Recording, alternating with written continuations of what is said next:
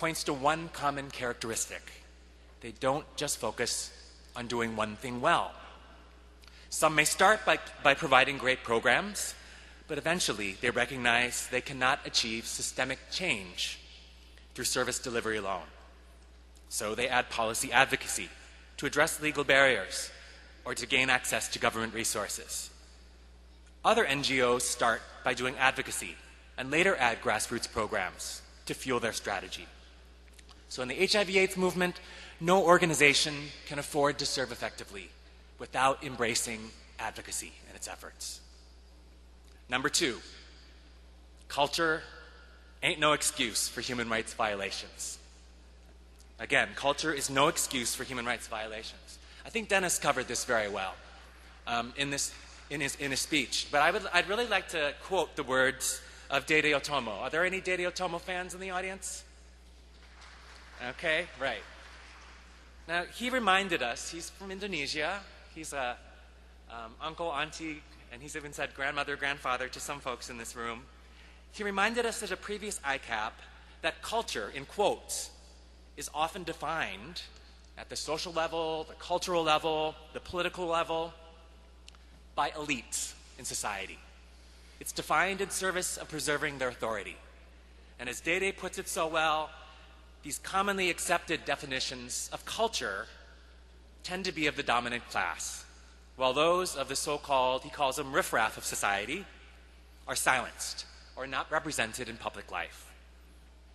Human rights calls for a different social and political order, one that embraces diversity, one that upholds the participation of groups in the issues that affect them, and supports the efforts of disempowered groups to stake a claim in being part of a culture. At the end of the day, ladies and gentlemen, others might call us troublemakers, but we must insist our advocacy is aimed at nothing less than improving our systems and improving our societies, at making them work better for everyone.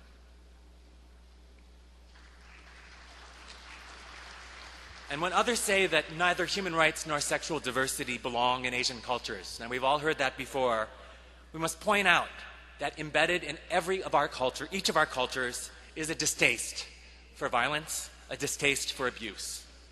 And we must insist that every child is precious.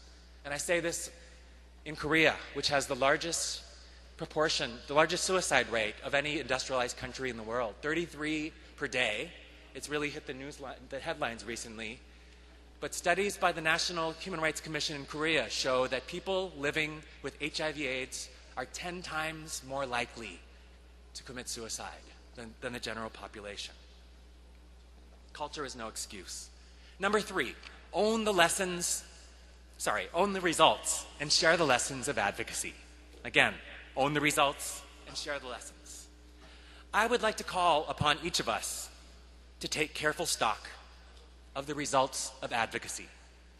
These are the big victories, the intermediate advances, the unexpected upsides, and even the failures.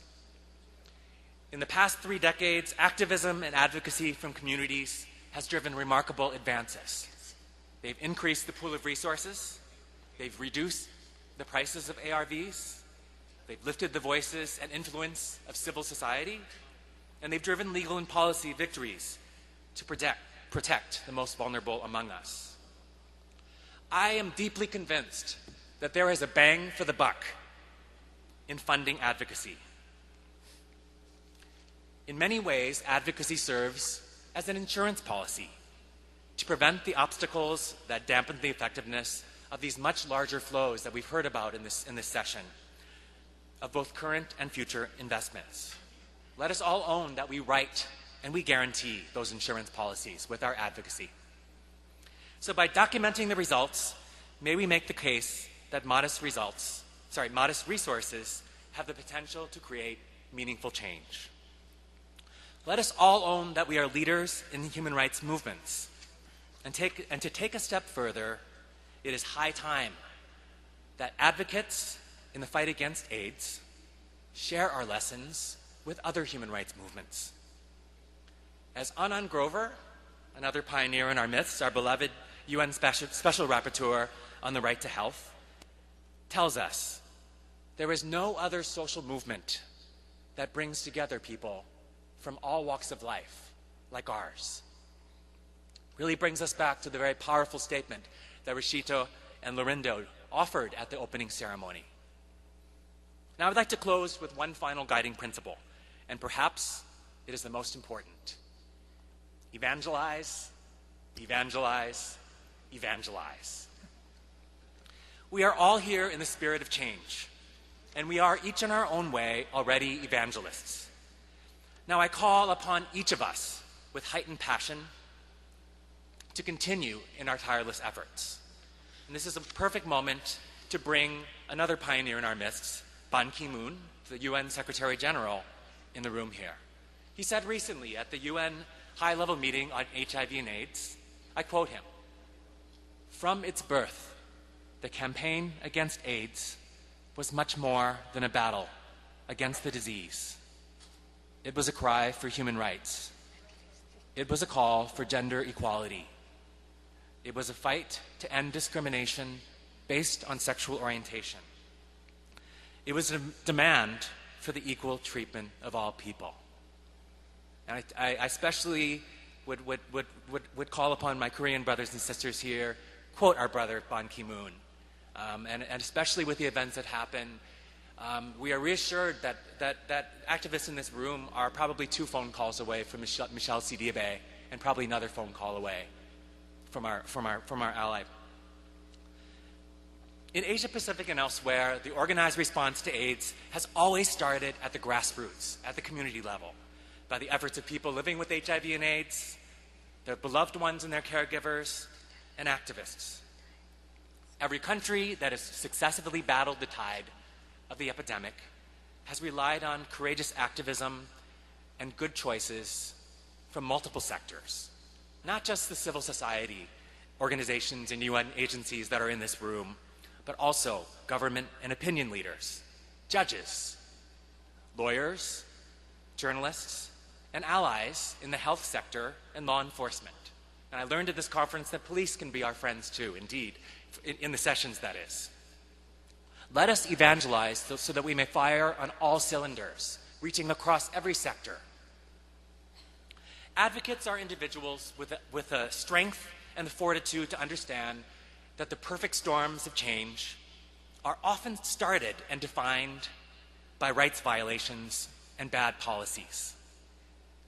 Advocates have the stubbornness and the tenacity and the creativity to turn these events into the seeds of movements for good. Now, as I close, I know that many of us in this room, we're looking for new inspiration. Many of us in this room are tired, and for very good reason. But let us consider the words of a Korean proverb: "A mighty river never refuses small streams." I encourage us to remember that while AIDS has been with us for 30 years, the human rights movement is barely 60 years old. This is really just a blink in human history. And I wonder if our souls chose to be born into this universe at this time. Decades from now, history will look back upon us at this pivotal moment. And indeed, those generations to come that will look upon us in this room as their ancestors. Let us recommit our passion so that we together can become that generation that puts a decisive end to AIDS and inspires the next wave of visionaries that can step up and make that final push. Thank you. Many blessings as you go forth.